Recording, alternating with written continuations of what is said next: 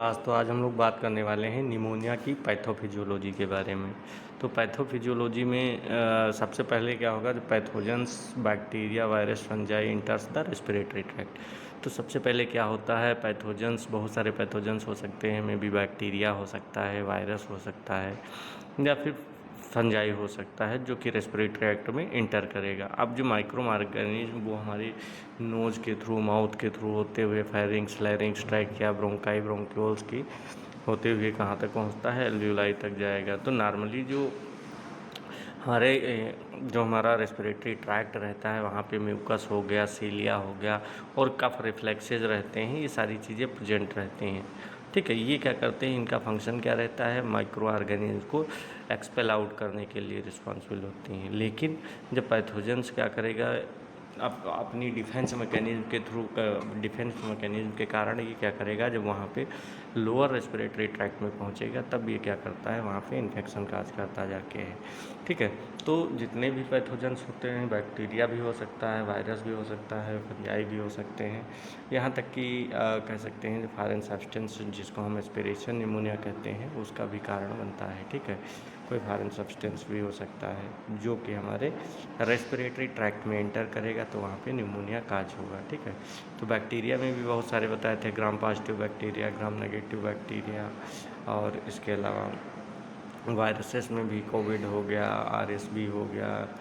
ठीक है, इसके अलावा एडिनो हो गया। तो बहुत सारे वायरसेस रहते हैं। ऐसे ही फंजाई में भी रहते हैं, तुम्हारा एस्परजिलस हो गया, इसके अलावा तुम्हारा कैंडिडा हो गया। तो ये सारे क्या करते हैं, वहाँ पे निमोनिया काज करते हैं। तो जब भी पैथोजेंस रेस्पिरेटरी ट्रैक्ट में एंटर करेंगे तो इसके बाद रीचेज द एल्वियोलाई या फिर air sac of the lungs. तो क्या होंगे, जब ये पैथोजेंस एल्वियोलाई तक वहाँ पे पहुँच जाएंगे। आप जब रेस्पिरेटरी ट्रैक्ट तक पहुँचेंगे वहाँ पे, क्योंकि इनके अंदर भी डिफेंस मैकेनिज्म होती है, तो डिफेंस मैकेनिज्म के कारण ये क्या करेंगे, वहाँ पे लोअर रेस्पिरेटरी ट्रैक्ट मतलब एल्वियोलाई तक ही पहुँच जाएंगे।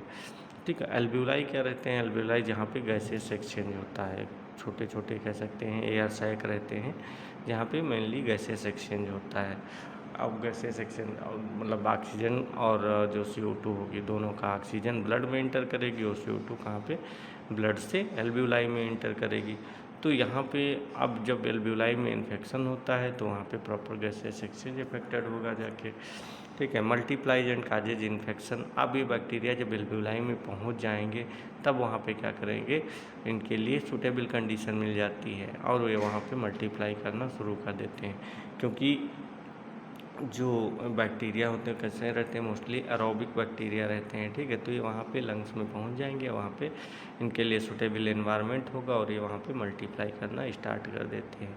अब जब माइक्रो ऑर्गेनिज्म का नंबर वहाँ पे बढ़ेगा तो लोकल तब क्या करेंगे, ये माइक्रो ऑर्गेनिज्म वहीं लोकल टिश्यूज़ में इंजरी काज करेंगे या इन्फेक्शन डेवलप करेंगे। ठीक है, अब जब इन्फेक्शन डेवलप करेंगे इसके बाद क्या होगा, जो हमारा इम्यून सिस्टम होता है वो पैथोजन को डिस्ट्रॉय करने के लिए एक्टिवेट हो जाता है।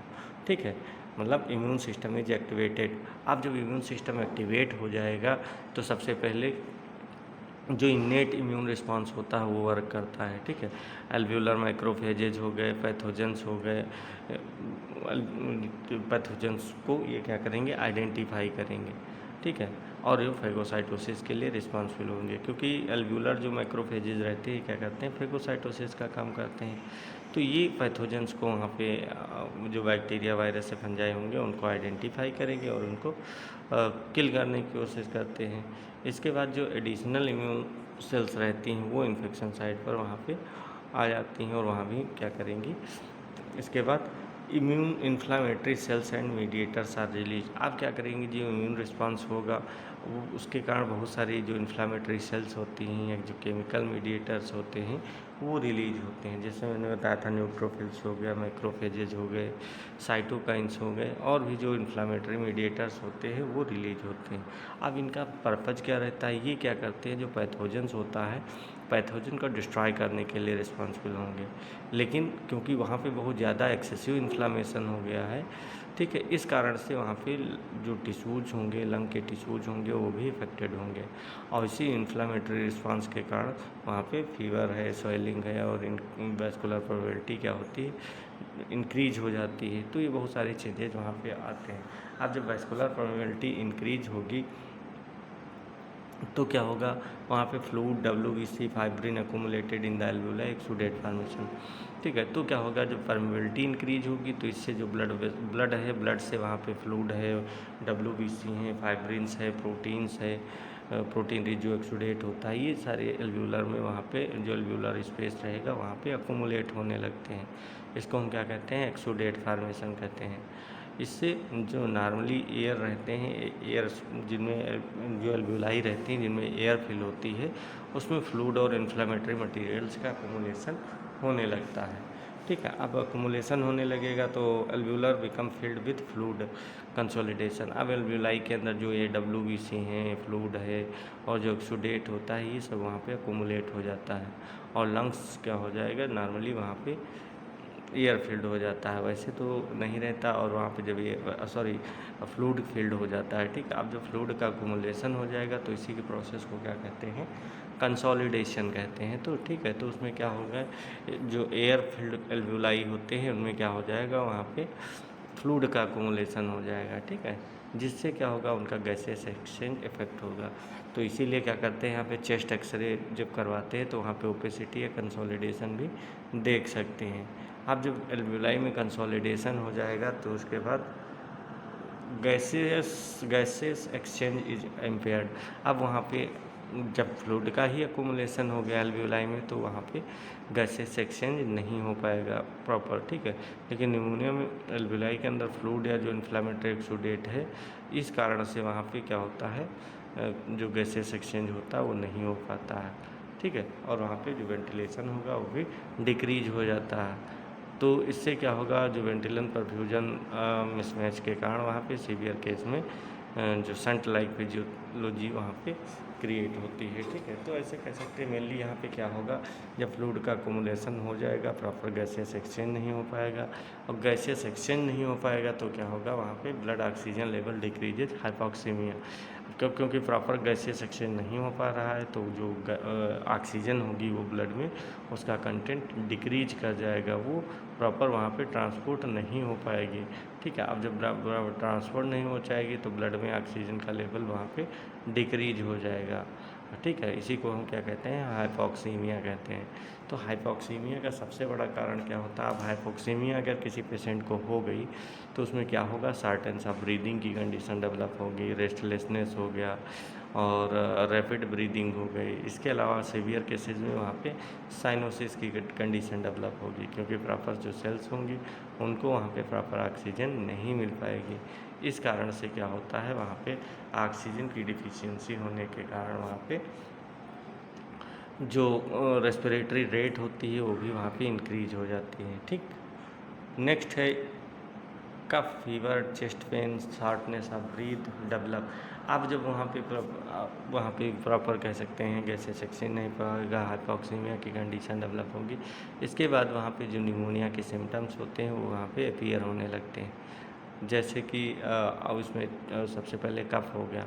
कफ डेवलप होता है क्योंकि वहाँ पे बताए थे इन्फ्लामेशन के कारण वहाँ पे वो जो फ्लूइड का अकुमुलेशन हो जाता है और हमारे जो कफ रिफ्लेक्सेज होते हैं वो एक्टिवेट होते हैं। वो क्या करते हैं, कफ जो वहाँ पे म्यूकस अकुमुलेट हुआ है उसको एक्सपेल आउट करने का काम करते हैं। ठीक है। इसीलिए वहाँ पे कफ रिफ्लेक्सेज एक्टिवेट होंगे और वहाँ पे जो भी इन्फ्लामेटरी मटेरियल्स होगा, ज़रूरी नहीं म्यूकस, उसको वो बाहर निकालने की कोशिश करते हैं।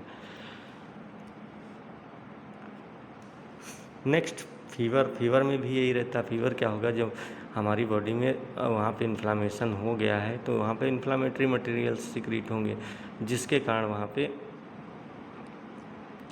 कह सकते हैं फीवर की कंडीशन डेवलप होती है, मतलब बॉडी का टेम्परेचर वहाँ पे रेगुलेट होगा।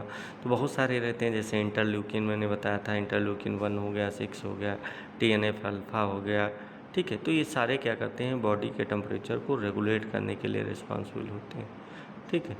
नेक्स्ट इसके बाद चेस्ट पेन भी होता है। चेस्ट पेन क्यों होता है? क्योंकि वहाँ पे फ्लूइड का अक्यूमुलेशन हो जाता है और धीरे धीरे जो प्लूरा होगा, प्लूरा भी वहाँ पे अफेक्टेड होता है। जो तो इस कारण से चेस्ट में जो पेन होती है उसको हम क्या कहते हैं? प्लूरेटिक चेस्ट पेन भी कहते हैं।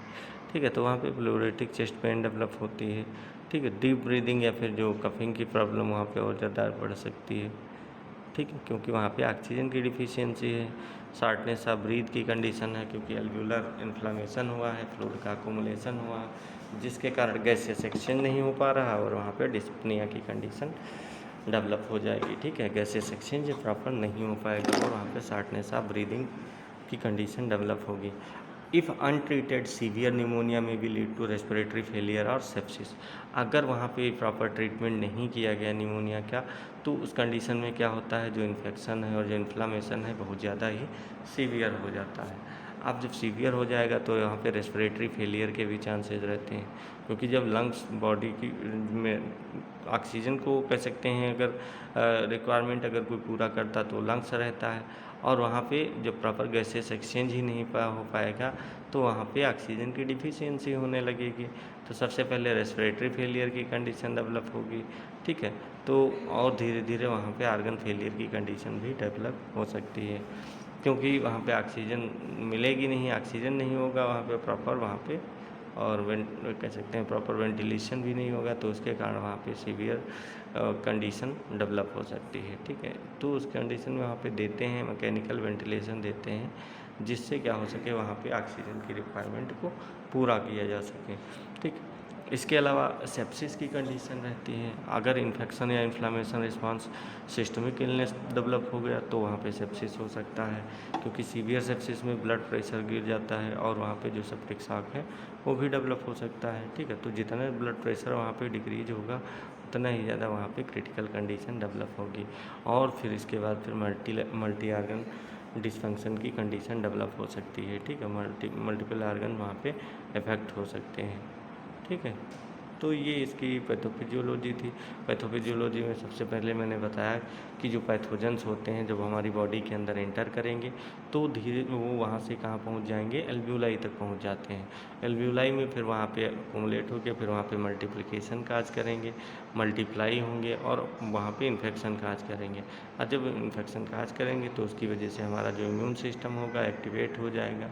अब जब इम्यून सिस्टम एक्टिवेट होगा तो मेनली क्या रहता है वहाँ पे न्यूट्रोफिल्स या फिर जो मैक्रोफेजेज रहती है, जो भी इन्फ्लामेटरी मीडिएटर्स होते हैं वो सिक्रीट होते हैं। अब ये क्या करते हैं, मस्कुलर परमेबिलिटी को बढ़ा देते हैं। अब जब मस्कुलर परमेबिलिटी इंक्रीज होगी तो फ्लूइड है, जो WBC है, ठीक है, फाइब्रिन, एक्सोडेट, ये सारी चीज़ें वहाँ पे एल्व्यूलाई में अकोमुलेट होने लगती हैं, और एल्व्यूलाई किससे, वहाँ पे फ्लूइड से, ये जो जितने भी सब्सटेंस रहते हैं इनसे फिल हो जाता है। ठीक है, अब जब एल्व्यूलाई फिल हो जाएगा फ्लूइड से तो वहाँ पे कंसोलिडेशन शो करता है। अगर वहाँ पे एक्सरे किया जाए तो कंसोलिडेशन शो करेगा और वहाँ पे प्रॉपर गैसियस एक्सचेंज नहीं हो पाएगा, इम्पेयर्ड गैसियस एक्सचेंज होगा।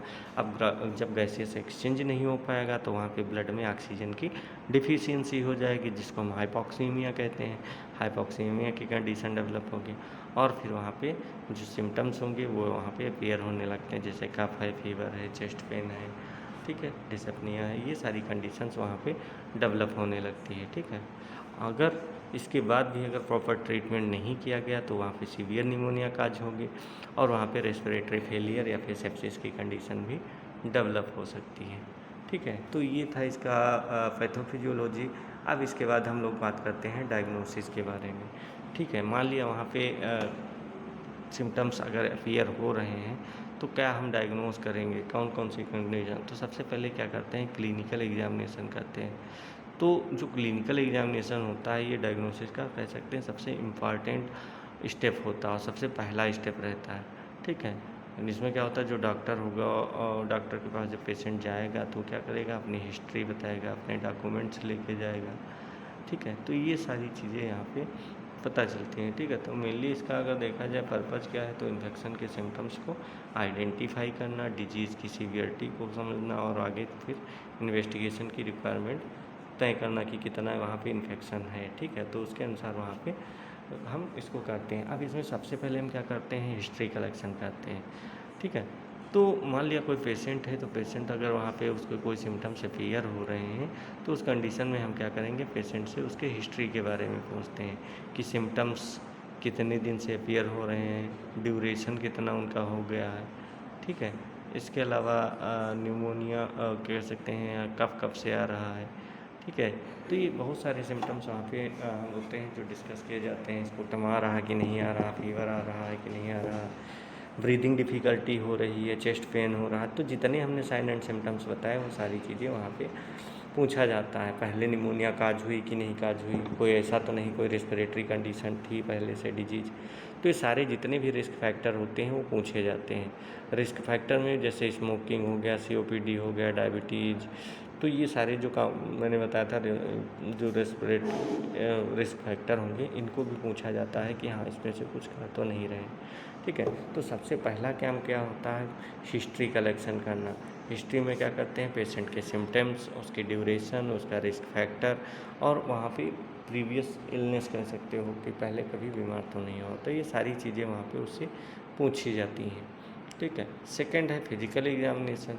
तो फिजिकल एग्जामिनेशन में क्या पूछेंगे, वहाँ पे पेशेंट की ओवरऑल कंडीशन या फिर रेस्पिरेटरी सिस्टम से रिलेटेड जो भी होगा वो इन्वेस्टिगेशन किया जाता है। मेनली क्या होता है वहाँ पे, जैसे वाइटल साइन लिए जाते हैं। वाइटल साइन में टेम्परेचर हो गया, पल्स रेट हो गया, रेस्पिरेटरी रेट हो गया, ब्लड प्रेशर, SpO2, तो ये सारी चीज़ें वहाँ पे मेजर करते हैं, ठीक है। टेम्परेचर कितना, फीवर तो नहीं इसलिए मेजर करते हैं। पल्स रेट भी होता है वो भी मेजर किया जाता है, ठीक है। या फिर कह सकते हैं वहाँ पे ब्लड प्रेशर होगा, तो ये सारी चीज़ें वहाँ पे हम मेजर कर लेते हैं, ठीक।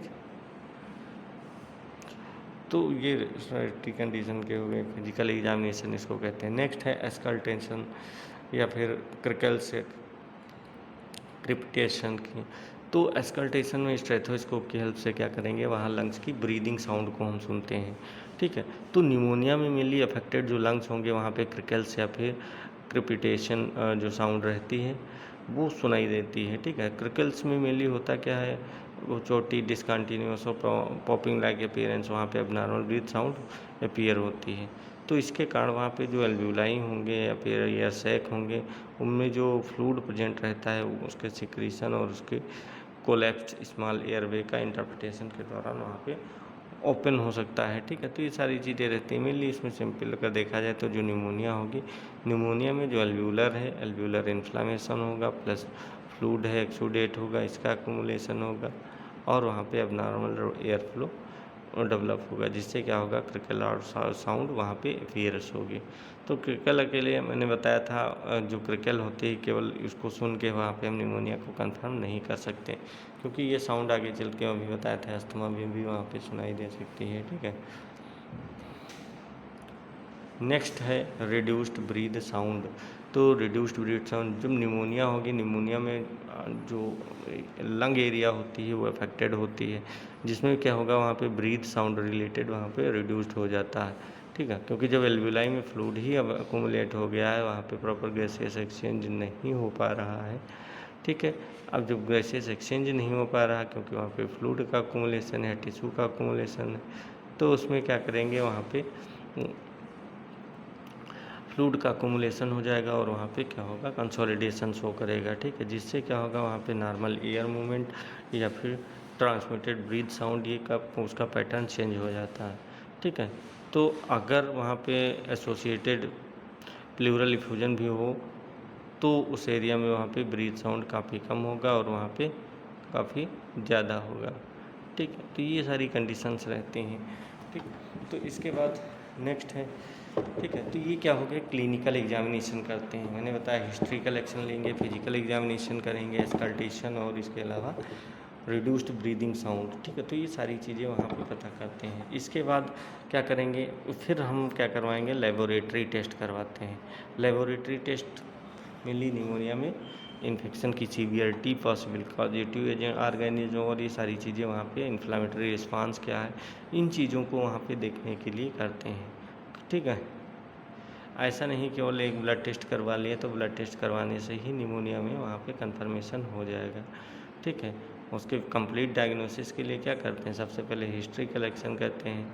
हिस्ट्री कलेक्शन करेंगे, इसके बाद वहाँ पे फिजिकल एग्जामिनेशन में कह सकते हैं करेंगे, ये सारी चीज़ें करते हैं। ठीक है, फिजिकल एग्जामिनेशन हो गया, तो ये सारी चीज़ें। लेबोरेटरी टेस्ट में क्या करते हैं, लेबोरेटरी टेस्ट में वहाँ पे पॉजिटिव ऑर्गेनिज्म, उसका इन्फ्लामेशन रिस्पांस, ये सारी चीज़ें देखते हैं। ठीक है, तो अगर केवल वहाँ पे ब्लड टेस्ट करवाएंगे तो पता नहीं चलेगा, इसके अलावा भी उसका फिजिकल क्लिनिकल एग्जामिनेशन भी किया जाता है। ठीक है, क्लिनिकल के अलावा इमेजिंग हो गया, ये सारी चीज़ें वहाँ पे देखते हैं। तो ये सारी चीज़ें देखने के बाद ही वहाँ पता कराते हैं आप कौन कौन से टेस्ट करवा सकते हैं। तो इसमें CBC करवाते हैं। CBC एक बेसिक ब्लड टेस्ट होता है, जिसमें क्या होगा वहाँ पे जो WBC है, हीमोग्लोबिन है, RBC है, प्लेटलेट्स हैं, ये सारी चीज़ें वहाँ पे हम आइडेंटिफाई कर देते हैं। ठीक है, तो इसके बाद CBC करवाएंगे, क्योंकि मेनली क्या होगा जब हम CBC करवाएंगे तो वहाँ पे निमोनिया है, निमोनिया इन्फेक्शन का आज किया, तो वहाँ पे जो WBC का काउंट होगा वो क्या कैसा आएगा, इंक्रीज हुआ आएगा। ठीक है, मोस्टली जो ब्रेकियल कह सकते हैं बैक्टीरियल इन्फेक्शन में तो ल्यूकोसाइटोसिस होता है। ठीक है, उसको हम ल्यूकोसाइटोसिस कहते हैं। तो मेनली न्यूट्रोफिल्स वहाँ पे इंक्रीज हो सकते हैं, क्योंकि न्यूट्रोफिल्स ही बैक्टीरियल इन्फेक्शन के अगेंस्ट वहाँ पे वर्क करेंगे। ठीक है, उनको किल करने का काम करेंगे, इसलिए। ठीक है, इसके अलावा सेकेंड टेस्ट होता है स्पूटम ग्राम, कह सकते हैं स्पूटम करवाएंगे, sputum gram stain and culture. तो ग्राम स्टेन करवा सकते हैं स्पूटम में। ग्राम स्टेन में जो पेशेंट होगा स्पूटम को वहाँ पे लेबोरेटरी में दे के ग्राम स्टेनिंग करके वहाँ पे बैक्टीरिया की मार्फोलॉजी और उसके ग्राम पॉजिटिव या ग्राम नेगेटिव कौन सा बैक्टीरिया है ये वहाँ पे पता कर सकते हैं। ठीक है, तो अगर वहाँ पे मान लिया स्ट्रेप्टोकोकस निमोनिया है, तो मैंने बताया था कैसा बैक्टीरिया है, ग्राम पॉजिटिव बैक्टीरिया है। ठीक है, और क्लैप्सिला हो गया, हीमोफिलस हो गया, तो ये कैसे हैं, ग्राम नेगेटिव बैक्टीरिया होते हैं। ठीक, तो ये वहाँ से जाके वहाँ पे स्यूडोमोनास बहुत सारे बैक्टीरिया रहते हैं जो कि ग्राम नेगेटिव बैक्टीरिया होते हैं। ठीक है, तो ये सारी चीज़ें। इसके अलावा हम कल्चर करवा सकते हैं, मैंने बताया। तो कल्चर इसलिए करवा सकते हैं कि कल्चर में क्या होगा वहाँ पे सैंपल में वहाँ पे सुटेबल कल्चर मीडिया पर ग्रो कराएंगे उसको, जिससे क्या हो जो पॉजिटिव ऑर्गेनिज्म होगा या जो बैक्टीरिया होगा उसको आइडेंटिफाई किया जा सके। तो जो एंटी माइक्रोबियल ससेप्टेबिलिटी टेस्टिंग करवा करके भी हम क्या करते हैं, एंटीबायोटिक ऑर्गेनिज्म में जो इफ़ेक्टिव हो सकती हैं उनके बारे में पता कर सकते हैं। ठीक है, तो इसमें सबसे बड़ा इम्पॉर्टेंट चीज़ ये रहती है कि जो हम सैंपल वहाँ पे ले रहे हैं स्पूटम सैंपल, वो अच्छी क्वालिटी का होना चाहिए, क्योंकि सलाइवा का कंटेमिनेटेड सैंपल वहाँ पे मिसलीडिंग रिजल्ट दे सकता है, प्रॉपर वहाँ पे रिजल्ट नहीं आएगा। ठीक है, अब इसके अलावा स्पूटम के बाद क्या करवाएंगे, वहाँ पे ब्लड कल्चर करा सकते हैं। ब्लड कल्चर में वहाँ पे कह सकते हैं जो बैक्टीरिया होगा उसमें जो माइक्रो ऑर्गेनिज्म होगा वो ब्लड में प्रेजेंट है कि नहीं, वहाँ पे एंटर किया है, क्योंकि सीवियर निमोनिया होती है। सीवियर निमोनिया में जो बैक्टीरिया होगा वो लंग्स से फिर कहाँ पे ब्लड स्ट्रीम में वहाँ पे स्प्रेड हो जाता है। ठीक है, वहाँ पे मूव कर जाता है, तो जिससे वहाँ पे बैक्टीरिया या फिर सेप्सिस की कंडीशन डेवलप हो जाती है। तो इसीलिए जो मोस्टली सीवियर इलनेस या फिर सेप्सिस होती है या हॉस्पिटलाइज्ड पेशेंट हैं उनमें वहाँ पे ब्लड कल्चर के अलावा वहाँ पे जो निमोनिया होगी, निमोनिया वहाँ पे उसके लिए क्या करवाएंगे, टेस्ट करवाएंगे। ठीक है, ब्लड कल्चर से भी पता कर सकते हैं, लेकिन सबसे अच्छा यहाँ पे स्पूटम माना जाता है, क्योंकि ब्लड कल्चर में जो ऑर्गेनिज्म होंगी उसकी तो कह सकते हैं उसके आइडेंटिफाई कर सकते हैं, उसको ये पता कर सकते हैं कि जो एंटीबायोटिक है या कि उसके अगेंस्ट ये ससेप्टेबल है कि नहीं है। ठीक है, नेक्स्ट है C रिएक्टिव प्रोटीन, जिसको हम क्या कहते हैं, CRP कहते हैं। तो ये भी एक एक्यूट फेज प्रोटीन होती है जो कि बॉडी में इन्फ्लामेशन होने पर लीवर के द्वारा कह सकते हैं बहुत ज़्यादा अमाउंट में वहाँ पे प्रोड्यूस की जाती है। तो निमोनिया में भी क्या होगा, जो CRP का लेवल हुआ वो कैसा आएगा, इंक्रीज आएगा, क्योंकि इन्फेक्शन के बाद वहाँ पे सिस्टमिक इन्फ्लामेशन रिस्पॉन्स वहाँ पे एक्टिवेट होता है। अब जब इन्फ्लामेटरी रिस्पॉन्स ही एक्टिवेट होगा तो इस कारण से वहाँ पे CRP का यूज मेनली इन्फ्लामेशन को एसेस करने के लिए, डिजीज़ की सीवियरिटी को पता करने के लिए और वहाँ पे ट्रीटमेंट रिस्पॉन्स को मॉनिटर करने के लिए हम करते हैं। ठीक है, तो सबसे इम्पॉर्टेंट पॉइंट यही है कि जो CRP होगा अगर बढ़ा हुआ है तो वहाँ पे निमोनिया है, हो सकती है या नहीं हो सकती, ये कोई स्पेसिफिक चीज़ नहीं होगा। हो सकता है बॉडी में कोई और इन्फेक्शन हो या कुछ दूसरा इन्फ्लामेटरी कंडीशन हो, तो उस कारण से भी वहाँ पे सीआरपी बढ़ा हुआ आ सकता है। तो केवल वहाँ पे सीआरपी टेस्ट करवा के हम ये कंफर्म नहीं कर सकते हैं कि ये निमोनिया के सिम्टम्स हैं, क्योंकि वहाँ पे जो बैक्टीरिया है वो निमोनिया ही काज करता है। ठीक है, में भी हो सकता है दूसरा कोई बैक्टीरिया हो वो निमोनिया काज किया हो। ठीक है, तो इस कारण से वहाँ पे एक ही टेस्ट परफॉर्म करके हम नहीं पता करते हैं। इसके अलावा प्रोकैल्सिटोनिन, तो प्रोकैल्सिटोनिन जिनको हम, ये भी एक बायोमार्कर रहता है सिस्टमिक बैक्टीरिया इन्फेक्शन में, क्या रहेगा, इंक्रीज हो जाता है। ठीक है, तो वहाँ पे मेनली होता है क्या, जब बैक्टीरियल इन्फेक्शन की प्रोबेबिलिटी होती है और एंटीबायोटिक डिसीजन मेकिंग को वहाँ पे सपोर्ट करने के लिए किया जाता है, तो प्रोकैल्सिटोनिन जो रहेगा लो है, तो कुछ सिचुएशन में वहाँ पे बैक्टीरियल इन्फेक्शन की प्रॉब्लम वहाँ पे कह सकते हैं, हाँ, हो सकती है। ठीक है, लेकिन अगर वहाँ पे लो पीसीटी है, लो पैराकैल्सिटोनिन है, तो उसको वहाँ पे bacterial pneumonia completely rule out नहीं किया जा सकता है। तो इसीलिए हाई प्रोकैल्सिटोनिन का मतलब होता है हमेशा बैक्टीरियल इन्फेक्शन ही हो, ऐसा भी नहीं है। ठीक है, तो उसके लिए अलग अलग टेस्ट हम कन्फर्मेटरी टेस्ट में करवाएंगे। तो ठीक है, तो सीबीसी से हम केवल क्या पता करेंगे, बॉडी में अगर कहीं इन्फ्लामेशन रिस्पांस है तो वहाँ पे डब्ल्यूबीसी या न्यूट्रोफिल्स इंक्रीज आएंगे। ठीक है, स्पूटम में हम क्या पता कर सकते हैं, बैक्टीरिया की मार्फोलॉजी और ग्राम नेगेटिव रिएक्शन के ग्राम रिएक्शन के बेसिस पे वहाँ पे बैक्टीरिया को हम आइडेंटिफाई कर सकते हैं। स्पूटम कल्चर में भी कल्टिवेटेड जो ऑर्गेनिज्म होगा, आइडेंटिफिकेशन और एंटीबायोटिक के की ससेप्टेबिलिटी को वहाँ पे डिनोट करेगा। ऐसे ही ब्लड कल्चर भी क्या करता है, बैक्टीरिया को डिटेक्ट करता है, सीआरपी सिस्टमिक इन्फ्लामेशन को, और वहाँ पे प्रोकैल्सिटोनिन बैक्टीरियल इन्फेक्शन प्रोबेबिलिटी को वहाँ पे डिनोट करता है। ठीक है, तो ये इसके वहाँ पे लेबोरेटरी टेस्ट हो गए। अब हम बात करते हैं इमेजिंग टेस्ट कौन कौन से करते हैं। तो इमेजिंग टेस्ट में मेनली हम लंग्स से होने वाली जो स्ट्रक्चरल चेंजेज होंगे उनको देखने के लिए इसमें किया जाता है। तो इसमें सबसे पहले एक्सरे में चेस्ट एक्सरे करते हैं। ठीक है, तो चेस्ट एक्सरे क्या करेगा, वहाँ पे निमोनिया की इवेलुएशन में वहाँ पे कॉमनली यूज किया जाने वाला टेस्ट है। मोस्ट कॉमनली या फिर प्राइमरी टेस्ट यही परफॉर्म किया जाता है। तो इसमें लंग्स में इन्फ्लामेशन हुआ है, कंसोलिडेशन हुआ है, चेंजेज हुए हैं, ये देख सकते हैं वहाँ पे। ठीक है, तो ये सारी चीज़ें वहाँ पे देख सकते हैं, कंसोलिडेशन हुआ है या फिर वहाँ पे लोबर ओपेसिटी है, पैची ओपेसिटी है। ठीक है, प्लूरल इफ्यूजन है, ये सारी चीज़ें यहाँ पे हम पता कर सकते हैं। ठीक है, क्योंकि निमोनिया में क्या होगा, एल्वुलाई में जो एक्सुडेट होता है, फ्लूइड होता है, वो वहाँ पे अकुमुलेट होने लगता है एल्वुलाई में, और जो अफेक्टेड एरिया होगा वहाँ पे ज़्यादा ओपेक दिखेगा। तो एक्सरे में वहाँ पे अबनॉर्मल शैडो अपीयरेंस होता है, तो एक्सरे से हम उसको आइडेंटिफाई कर सकते हैं।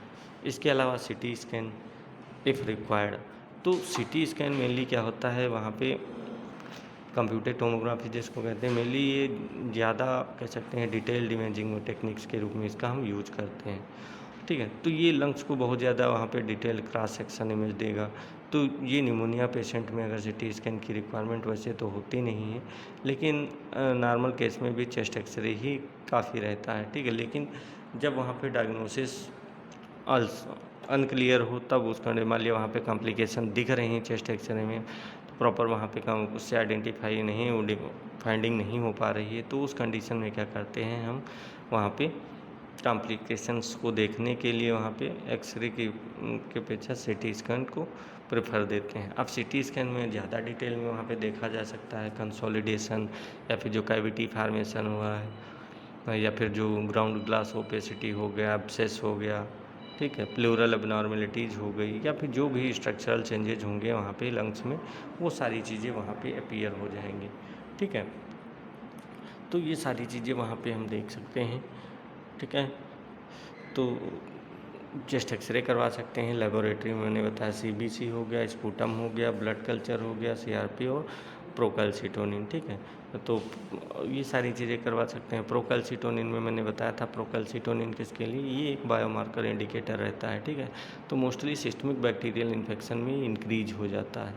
ठीक है, तो उसके बारे में वहाँ पे हम देख सकते हैं, अगर लो है तो कुछ सिचुएशन में बैक्टीरियल इन्फेक्शन की संभावना कम होगी, अगर ये ज़्यादा होगा तो वहाँ पे बैक्टीरियल इन्फेक्शन के चांसेज वहाँ पे ज़्यादा होती है, ठीक है। तो वहाँ पे कंफर्म ये है इन्फेक्शन होने के चांसेस ज़्यादा होंगे, ये चीज़ें वहाँ पे पता कर सकते हैं, ठीक है। तो आज इतना ही रखते हैं, नेक्स्ट क्लास में हम पढ़ेंगे और कौन कौन से वहाँ पे इमेजिनेशन के लिए रिस्पॉन्सिबल होते हैं और कैसे ऑक्सीजन असेसमेंट करेंगे, ठीक है।